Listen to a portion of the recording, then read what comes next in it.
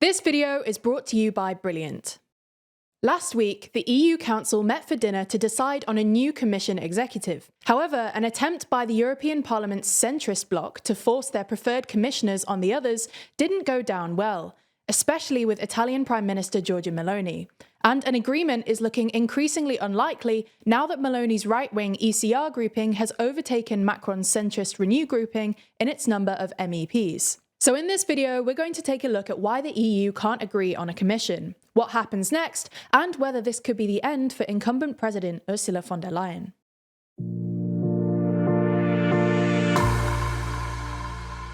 Before we start, if you haven't already, please consider subscribing and ringing the bell to stay in the loop when we release new videos. So to understand this story, we need to go back to the last European Parliament elections in 2019. At these elections, the relatively centrist groups in the European Parliament, that is, the EPP, Renew and the Socialists and Democrats, all did pretty well. They each won over 100 seats and collectively won 442 seats, well over the 353 needed for a majority.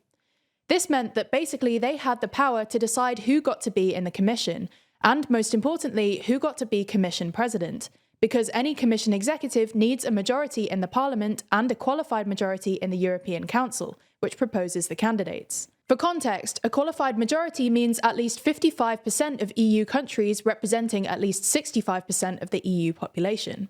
Now, Commission presidents were supposed to be decided via the so-called Spitzenkandidat process, which basically says that the leader of the largest group in Parliament, who in 2019 was the EPP's Manfred Weber, gets to be president. However, a handful of countries opposed his candidacy on the grounds that he wasn't well known or respected enough to lead the EU. This made finding a candidate remarkably difficult, but at the last minute, the Council agreed on former German Defence Minister Ursula von der Leyen.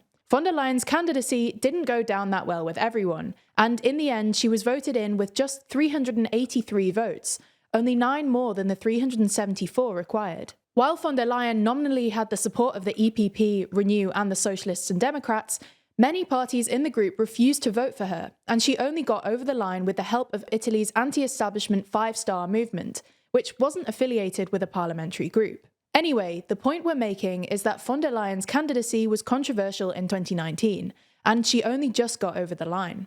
This is why, ahead of the European Parliament elections earlier this month, with polling suggesting that the centrist groups were going to lose seats, there was a lot of talk that she wouldn't be able to win another term.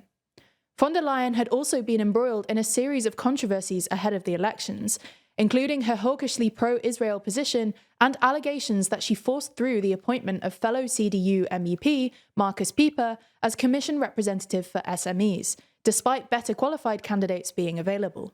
Things only looked like they were getting worse for von der Leyen when rumours started emerging that Macron, and therefore Renew, were considering backing former ECB governor and Italian Prime Minister Mario Draghi instead. This is why von der Leyen started courting Giorgia Meloni, hopeful that she could convince at least some of her ECR group to back her for another term.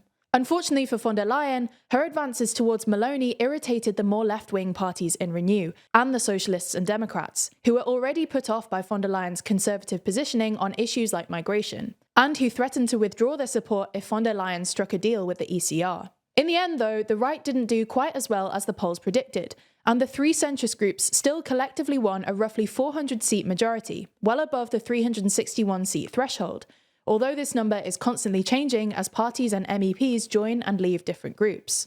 Nonetheless, this was pretty good news for von der Leyen, and a second term looked pretty much guaranteed. In this context, on Monday last week, the EU's heads of state met for dinner to negotiate the next Commission executive, but things didn't go as smoothly as expected. The leaders of France, Germany, Poland, the Netherlands, Greece and Spain, who all represent parties in the three centrist groupings, decided on the executive at a pre-dinner meeting and then presented their proposed team, which included von der Leyen as president, Portugal's Antonio Costa as council president, Malta's Roberta Metsola as the parliament leader, and Estonia's Kaja Kallas as the EU's top diplomat, as a done deal to the others. This didn't go down well with the other leaders, though, who refused to agree to the deal, but especially not with Meloni, who felt she had been overlooked despite her ECR group coming a close fourth at the elections.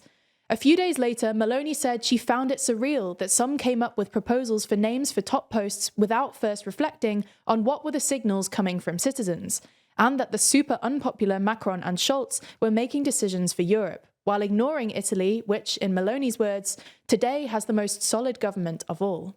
Meloni then responded by expanding the ECR to overtake Renew. Last week, 11 new MEPs, mostly from the Romanian right-wing party AUR, and French far-right politician Marion Maréchal's splinter group, joined the ECR, taking their total to 83 MEPs. At the same time, Renew lost 7 MEPs when Czech party ANO withdrew, taking their total down to 74. While Renew has since made up some ground, at the time of writing they're still behind the ECR, and a couple of days ago, Volt's 5 MEPs ruled out joining and instead went to the Greens. If Renew can't find more MEPs by the July 4th deadline, this would mark only the second time in 40 years that the Parliament's 3 largest groups are not from the political centre. The only other time this has happened was after the 2014 EU election, when the British Conservatives joined the ECR before Brexit. This would also make consensus amongst the Council even less likely, given that Meloni and her right-wing allies are less likely to concede once the ECR has overtaken Renew. So this all puts von der Leyen's second term in a precarious position. Not only is her centrist majority declining as Renew lose seats, but it's hard to see a compromise now that would appease Meloni and the ECR without upsetting the more left-wing elements in Renew and the Socialists and Democrats. The Greens have instead offered themselves up as an alternative coalition partner, but again, it's hard to see this working given the disagreements between the more right-wing parties in the EPP and the Greens over net zero. You get the idea. The Commission executive and von der Leyen's presidency no longer looks set in stone. Nonetheless, she's still the frontrunner for the simple reason that there are no obvious alternatives, and the EU will want to sort out a new executive as fast as possible, given all the ongoing geopolitical uncertainty. Nevertheless, there are parallels here with 2019, when controversy over the frontrunners ended up opening up a path for a surprise candidate. When making videos like this, we rely on tons of data analysis to interpret crucial economic data and understand political decisions. But this kind of analysis isn't just crucial for our jobs. As the world becomes more driven by AI and data, your job will likely require more analytical skills too. And that's why we've been using Brilliant. Brilliant is the STEM learning platform that can teach you all the skills you need in an increasingly digital workplace. They've just introduced a whole collection of new programming and LLM courses, suitable for learners at any level, taking you through everything from learning Python to understanding the importance of training data. And Brilliant isn't just about memorization and lectures. Brilliant teaches you by doing, using active learning techniques to teach you the principles behind otherwise quite complex topics, and ensuring that you actually understand what's going on, with thousands of interactive lessons in maths, data analysis, programming, and AI. Now, all of Brilliant's courses are split into easy-to-digest chunks, meaning that you can quickly and easily gain a real knowledge in just a few minutes a day, with fun lessons that you can do whenever you have time, replacing mindless scrolling on the bus or waiting for coffee with something stimulating and rewarding. To gain access to Brilliant for a full 30 days, head to brilliant.org/TLDR or click the link in the description. That way, you'll get 20% off an annual premium subscription, and they'll know that you came from us, which really helps us out. So thanks to Brilliant for sponsoring this video, and thanks to you for your support.